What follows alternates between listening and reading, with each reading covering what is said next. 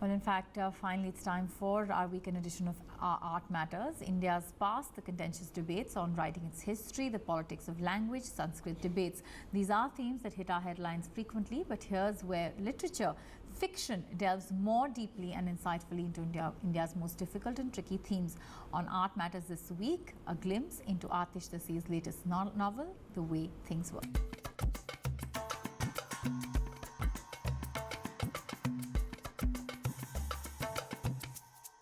Toby's deep knowledge of classical India made the real India remote, made it more concept than reality. For there are few places where the past continues as seamlessly into the present as India, and yet where the people are so unaware of it.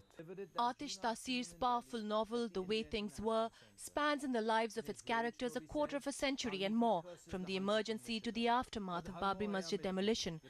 Son of journalist Tavleen Singh and the late Pakistani politician and businessman Salman Taseer, Aatish has always drawn richly from his own life and divergent background to create characters with confidence and precision.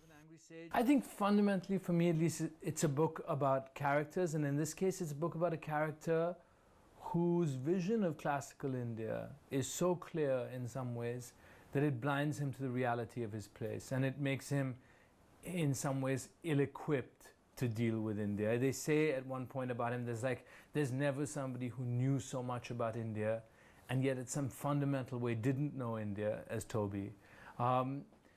It's also a book about the dissolution of a marriage, and if we were to get into like the bigger themes, I think it's a book about about the uses and misuses of history. It's about the weight of the past on the present in some ways, about a character trying to set himself free of the past. And that comes up again. I mean, the title of the book, The Way Things Were, is from the word itihasa, and everybody in the book is dealing with the past. Two of the protagonists are Sanskrit scholars. I could see that this Sanskrit thing, that this language it had the potential of being used as a kind of weapon.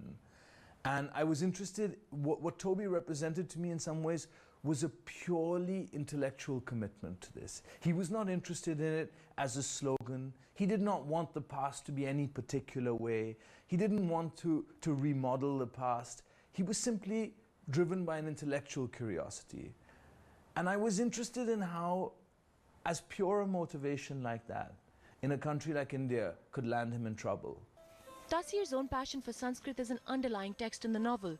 There's a critique of those who have ignored Sanskrit's rich heritage and a sharp disgust for those who use Sanskrit for political sloganeering.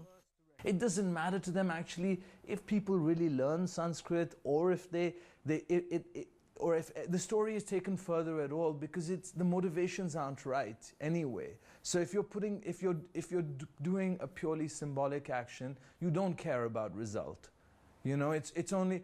And of course, like with any language, there's a lot of memorization, there's a lot of, I mean, as I said to you the other day, there's, you know, 4 systems of verbs, there's 9, 9, 9, and then the whole thing repeats. So there's a lot of learning, but threaded through that learning is a great feeling of excitement that can easily be communicated.